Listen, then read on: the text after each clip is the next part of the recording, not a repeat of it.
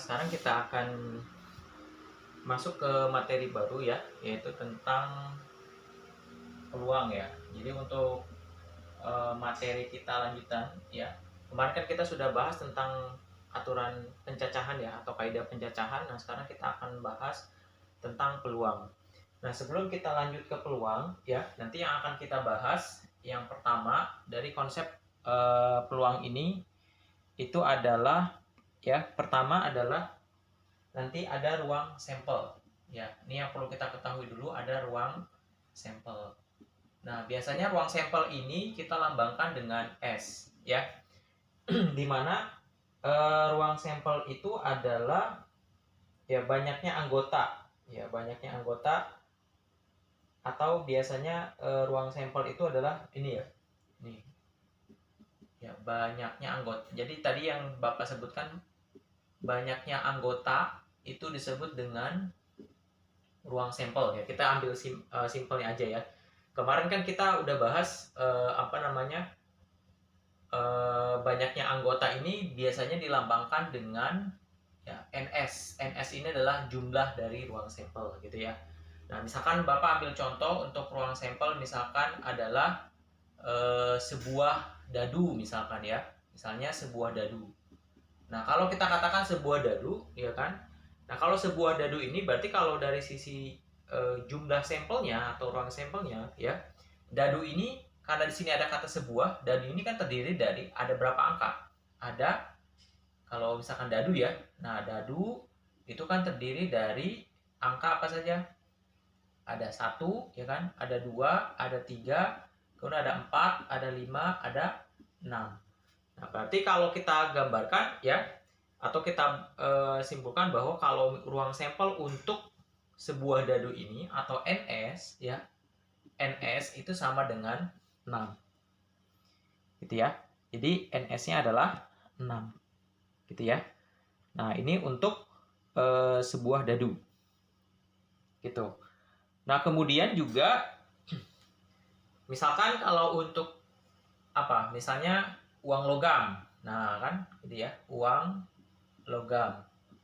Itu. Nah, kalau uang logam berarti kan uang logam itu kan kemarin apa? Terdiri dari kemungkinan munculnya itu adalah terdiri dari apa? Terdiri dari angka atau gambar. Berarti untuk jumlah ruang sampelnya atau NS-nya sama dengan 2 karena di sini ada angka dan gambar. Gitu ya. Angka dan gambar. Nah, itu untuk ruang sampel ya. Jadi ruang sampel itu nanti di situ ada banyak ya. Kemarin Bapak juga ada. Misalnya apa? Ada apa kemarin? Kartu ya. Nah, kartu remi. Ya, ada kartu remi. Nah, kartu remi ini kan jumlahnya adalah 52. Ya, 52. Berarti kalau kita sebutkan ya NS-nya sama dengan 52. Gitu ya. Itu pemahaman kita terlebih dahulu untuk ruang sampel. Nah, biasanya kan nanti dari beberapa soal berapa nih, misalkan ruang sampel untuk ini, misalnya untuk angka ganjil yang dari dadu misalnya, angka ganjil berarti kan dari apa? Dari angka 1, 3, 5 gitu ya. Ada 3 nanti untuk ruang sampelnya. Oh, tidak, bukan ruang sampel. Jadi kalau ruang sampel itu jumlah secara keseluruhan ya. Jumlah secara keseluruhan. Sedangkan kalau untuk nanti peluang kejadian nanti tergantung dari masing-masing pertanyaan itu dia maunya apa gitu, mau bilangan ganjil atau bilangan genap atau bilangan prima gitu. Nanti tergantung dari soalnya ya. Oke, nah yang berikutnya ya, untuk yang kedua ya, nanti kita akan bahas tentang peluang suatu kejadian ya. Jadi nanti di sini ada peluang suatu kejadian gitu ya. Nah, peluang suatu kejadian. Nah, untuk peluang suatu kejadian ini ya, jadi peluang suatu kejadian itu kalau secara matematis ya, secara matematis itu adalah hasil bagi ya, hasil bagi ya, hasil bagi banyaknya antara banyaknya ya, antara banyaknya ya, banyaknya hasil ya, hasil yang memenuhi yang memenuhi kejadian yang dimaksud. Kejadian yang dimaksud gitu ya. Nah, yang dimaksud dengan banyaknya hasil yang mungkin. Ya, dengan banyaknya hasil yang mungkin. Ya, hasil yang mungkin. Nah, gini ya. Atau biasanya di sini disebut dengan ruang sampel ya, ruang sampel. Nah, ruang sampel. Jadi kalau secara definisi ya, untuk peluang suatu kejadian itu secara definisi adalah ini ya. Jadi hasil bagi antara banyaknya hasil yang memenuhi kejadian yang dimaksud dengan banyaknya hasil yang mungkin. Nah, atau biasanya disebut dengan ruang sampel. Atau biasanya kalau kita gambarkan ya, untuk peluang ya, PA misalnya, boleh apa aja sebetulnya ya. Jadi permisalan aja biasanya PA itu adalah peluang kejadian, suatu kejadian A. Kalau misalnya PB boleh aja gitu. PC boleh Pak, boleh sebenarnya. Hanya di sini biasanya permisalannya untuk kesepakatan biasanya adalah kita gunakan pakai tanda A misalnya gitu. Jadi peluang kejadian A, ya kan? Nah, peluang kejadian A ini maka kita rumuskan ya, dari sisi dari sisi definisi itu adalah hasil bagi antara banyaknya hasil yang memenuhi kejadian yang dimaksud dengan banyaknya hasil yang mungkin. Atau di sini adalah peluang kejadian A itu adalah jumlah ya, NA ya. Jadi peluang kejadian A dibagi dengan NE. Gitu ya. Jadi NA ini tadi di lambang ini adalah banyaknya ya. Banyaknya peluang kejadian A ya, peluang kejadian A ya, kejadian A. Gitu ya. Jadi peluang kejadian A. Ya, peluang kejadian A. Peluang kejadian A, sedangkan kalau NS ini adalah tadi ruang sampel. Ya, ruang sampel. Nah, ini mungkin di SMP kamu pernah belajar tentang menentukan peluang suatu kejadian, ya. Nah, ini biasanya kalau misalnya tadi yang Bapak sampaikan, misalkan ditanya biasanya kalau dari beberapa soal, ya. Misalkan dari beberapa soal, misal Bapak kasih contoh, misalnya di sini ada sebuah dadu, ya. Ada dadu, ya. Misalkan di sini Bapak ambil contoh adalah sebuah dadu. Nah, sebuah dadu ini kan terdiri dari ruang sampelnya adalah 1, 2, 3, 4, 5, dan 6 gitu ya. Nah, dari sebuah dadu ini misalkan tentukan peluang munculnya angka ganjil gitu ya. Gitu ya. Nah, di sini berarti angka ganjil ada berapa nih? Ya kan, angka ganjil ya misalkan di sini adalah peluang ya munculnya angka ganjil gitu ya, angka ganjil. Nah, kan gimana untuk menentukan peluang munculnya angka ganjil? Nah, di sini kan angka ganjil ada 1, 3, dan 5 ya. Berarti untuk NA-nya ya, kalau kita tulis diketahui ya, NA-nya sama dengan berapa? 3 ya. Sedangkan NS atau ruang sampelnya di sini kan jumlah anggotanya atau jumlah elemennya. Ada berapa? 1, 2, 3, 4, 5, 6, ada 6. Maka untuk peluang munculnya angka ganjil atau PA berarti kan NA per NS gitu ya. Jadi NA per NS, maka NA-nya berapa? NA-nya adalah 3. NS-nya berapa? 6. Atau boleh kita sederhanakan jadi setengah. Jadi peluang munculnya angka ganjil adalah setengah. Itu ya. Oke. Nah, sekarang kita akan melanjutkan ya untuk yang ketiga ya. Ya, untuk yang ketiga ini itu adalah ada mungkin dulu di SMP menentukan ya frekuensi harapan ya. Frekuensi harapan ya. Ya, frekuensi harapan suatu kejadian. Ya, suatu kejadian. Ya. Nah, untuk menentukan frekuensi harapan suatu kejadian. Nah, secara umum, ya mungkin dulu di SMP pernah belajar ya. Di SMP pernah belajar untuk menentukan frekuensi harapan suatu kejadian atau biasanya dilambangkan dengan FH atau FN dulu kalau dulu ya. Sekarang FN ya, nggak apa-apa sih sebenarnya lambang ya. Nah, untuk FN, ya FN ini kalau secara perumusan FN itu sama dengan N dikali PA, ya. Dimana N ini adalah banyaknya percobaan. Kemudian untuk PA ya itu adalah peluang kejadian A, ya, peluang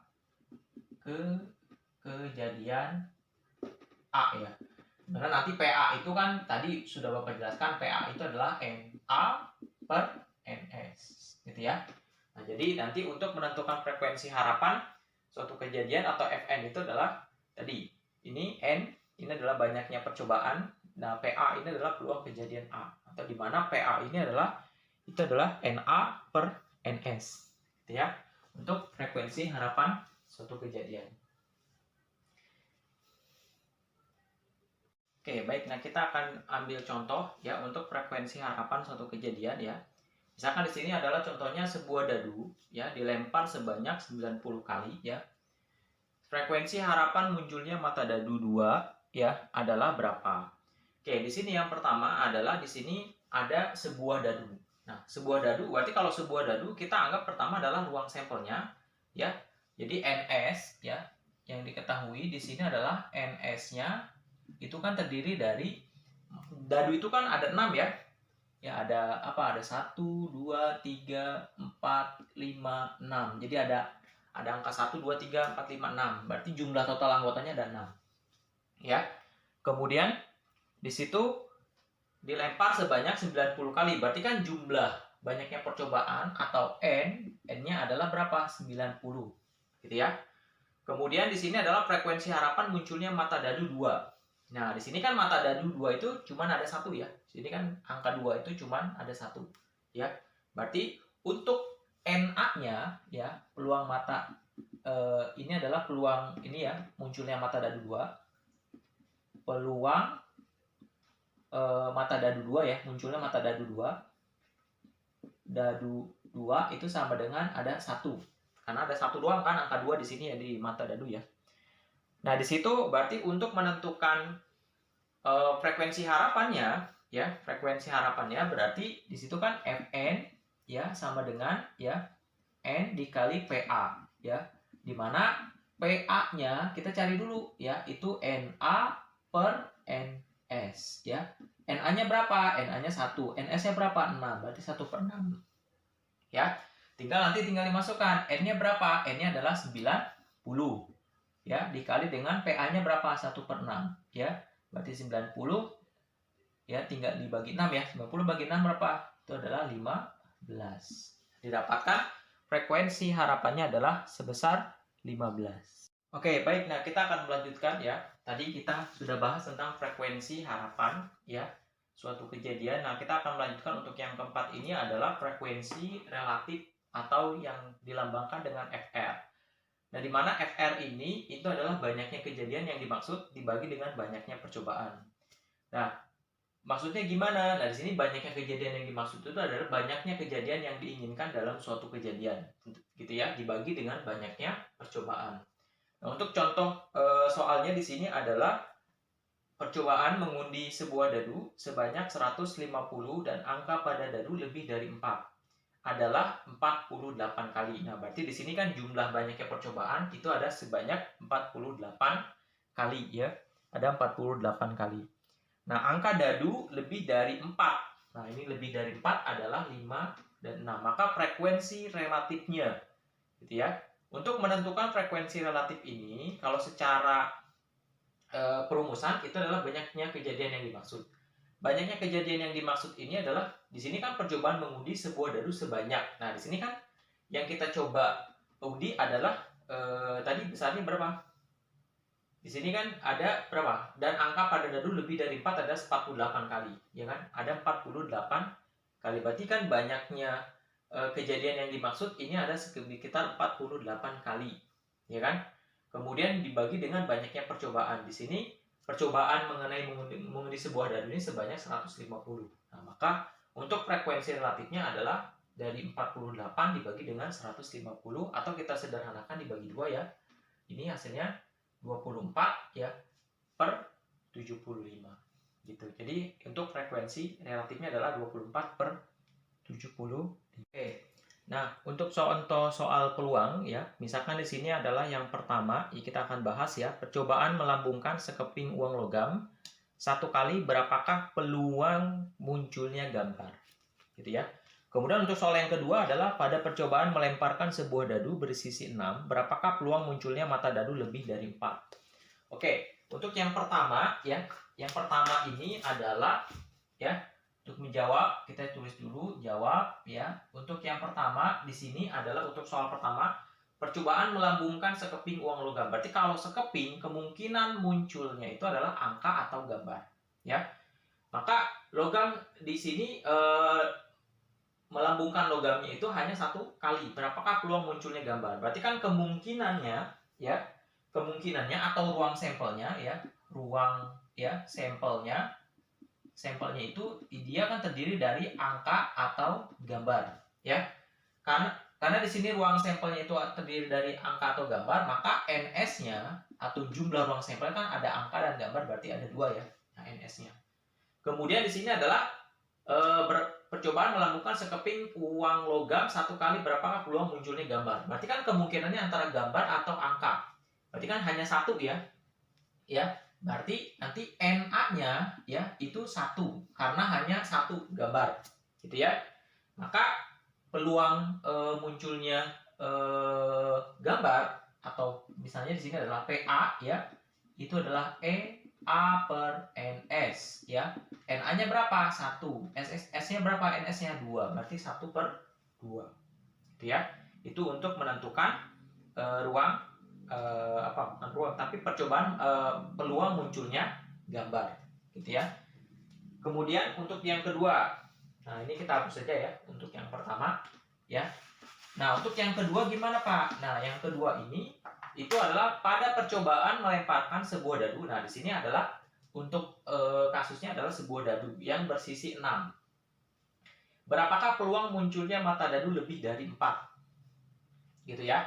Nah, berarti di sini karena sebuah dadu ya, untuk yang kedua berarti kan S-nya sebuah dadu itu kan terdiri dari angka 1 ya.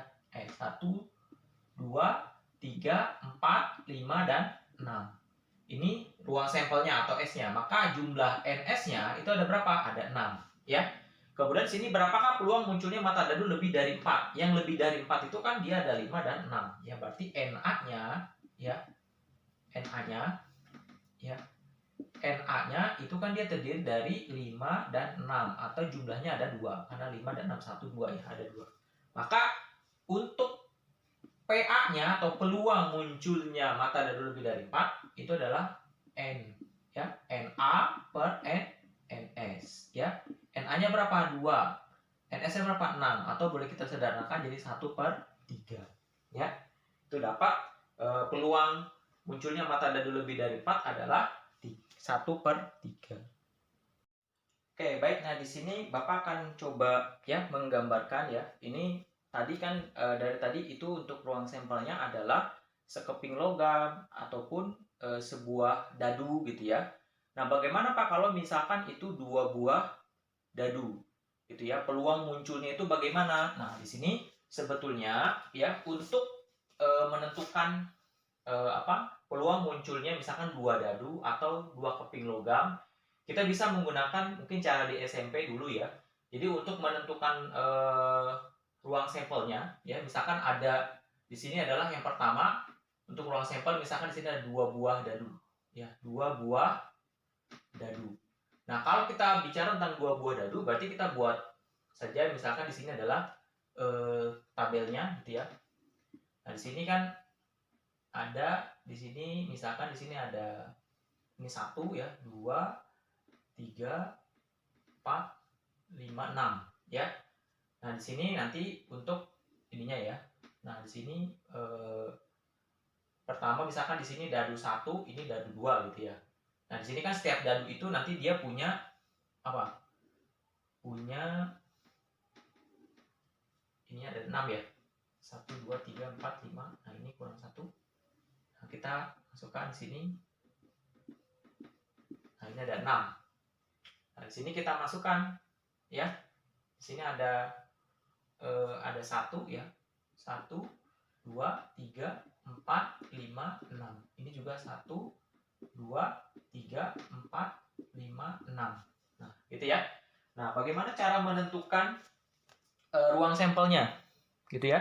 Untuk menentukan ruang sampelnya ya berarti tinggal ini aja. Misalkan kalau dua buah dadu dilempar berarti kan antara 1,1 gitu ya. 1,1 1,2 gitu ya. 1 dengan 3 berarti 1,3. 1 dengan 4 berarti 1,4 gitu ya. 1 dengan 5 berarti 1,5. 1 dengan 6 berarti 1,6. 2 dengan 1 berarti 2,1.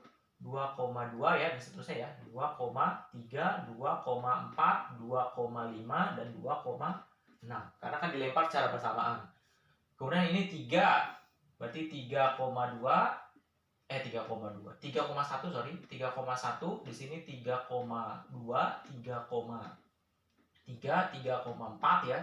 3,5, 3,6. Ini kan 4,1, ini 4,2, ini 4,3, ini 4,4 ya. Berarti 5 berarti 4,5, 4,6. Gitu ya. Kemudian 5 berarti 5,1, 5,2, 5,3, 5 dan 3 gitu, maksudnya bukan koma ya sebetulnya ya. 5 ada dadu angka 5 dan dadu angka 3 gitu ya. Jadi diinin aja dikalikan gitu. 5 dengan kali 4 berarti 5,4 gitu ya. Ini 5,5, ini 5,6. Ini 6, 6,1, 6,2, 6,3, 6,4, 6,5 dan 6,6. Ya. Nah, biasanya ketika kita disuruh menentukan berapa sih peluang munculnya, misalnya 2 buah mata dadu berjumlah misalkan 10, ya kan? Nah, di sini kalau misalkan disuruh untuk menentukan jumlah mata dadu yang berjumlah 10 ada berapa? Di sini kan jumlahnya ada berapa nih? Ini kan yang 10 ada ini ya. Nah, ini nih. 10. Karena di sini yang ini. Nah. Ini ya. Nah, ini ada 10. 4 tambah 6 kan berapa? 10. 5 tambah 5 10. 6 tambah 4 kan 10. Nah, berarti jumlahnya ada 3. Maka peluang munculnya 2 mata dadu yang jumlah 10 ya. Jumlahnya 10 ya, peluang ya. Kalau misalkan ditanya di beberapa soal selanjutnya, peluang ya munculnya ya mata dadu berjumlah 10. Nah, gitu kan, berjumlah 10. Nah, berarti kan berjumlah 10 hanya ada 1 2 3, ada 3. Berarti maka PA ya itu adalah NA per NS ya. NA-nya apa? Jumlah dari yang diinginkan tadi. Jumlah mata dadu berjumlah 10-nya ada berapa? 3 ya. Dibagi NS-nya. Nah, NS-nya ini jumlahnya ya. Jumlah secara keseluruhan ada berapa? Ya gampang. Ya, NS-nya berarti kan ini ada 6. Dikali 6. 6 kali 6 berapa? 36 ya. Maka untuk peluang mata dadu berjumlah 10 tinggal kita bagi 3 ya. 1 per 12. Maka peluang munculnya mata dadu berjumlah 10 adalah 1 per 12. Gitu ya. Itu kalau misalkan permintaannya itu peluang mata dadu berjumlah 10. Gimana Pak kalau misalkan peluang mata dadunya misalnya berjumlah berapa? Maunya ya terserah ya. Misalnya peluang mata dadunya berjumlah misalnya 8. Ya kalau 8 kan berarti dari sini nih ya. Ini 8. Nah, ini ada 8. Nah, ini ada 8 ya. 1, 2, 3, 4, 5. Ada 5. Berarti nanti jumlah mata dadu yang berjumlah 8 adalah 5 per 36. Nah, itu hasilnya nanti untuk peluang munculnya mata dadu berjumlah 8. Kalau 8 ya, kalau ini kan tadi 10. Ya, gitu. Gimana Pak terus kalau misalkan tadi kan 2 mata dadu, 2 buah dadu ya. Kemudian kalau misalkan dadu dengan koin. Nah, kalau dadu dengan koin itu gampang sebetulnya ya, tinggal diinikan aja ya. Kalau dengan koin ya. Jadi nanti apa namanya? Tinggal kamu buatkan saja ya. Di sini sama seperti apa namanya? Gambar tabel bisa juga gitu ya. Nah, di sini misalkan dengan apa tadi? Misalkan di situ adalah uang logam ya yang dilempar dengan dadu ya. Nah, gitu uang logam dengan dadu. Nah, berarti kalau kita gambarkan di sini nanti ya. Nah, ini gambarkan misalkan gini ya. Di sini kan logam ya, logam dengan dadu. Nah, di sini nanti 1 2 3 4 5 6. Nah, gini kan? Ini 1 2 3 4 5 6. Nah, di sini kemungkinannya ada dua, ada angka atau gambar. Kan gitu ya. Nah, kalau misalkan uang logam dengan dadu, berarti kan di sini A dengan 1 berarti A ya. Ya, kurang jelas ya. Mohon maaf mungkin ini. Di sini berarti A, 1. A dengan 2 berarti A2. Ini A3, ini A4, ini A5, ini A6. Ini G berarti G, 1, G, 2 ya. Kemudian ini G, 3, ini G, 4, ini G, 5, ini G, 6. Ya. Maka kalau misalkan ditanya peluang munculnya munculnya mata dadu 4 dengan angka ya, tinggal ini ada berapa jumlahnya, ada 1 ya, berarti 1 per jumlah dari ininya berapa, ini kan ada 2 kali 6 berapa, 12 ya, berarti 1 per 12 ya, misalkan tergantung dari pertanyaan ya. Jadi nanti tinggal dibuat seperti ini saja kalau misalkan kalian membuat ruang sampel ya. Gitu.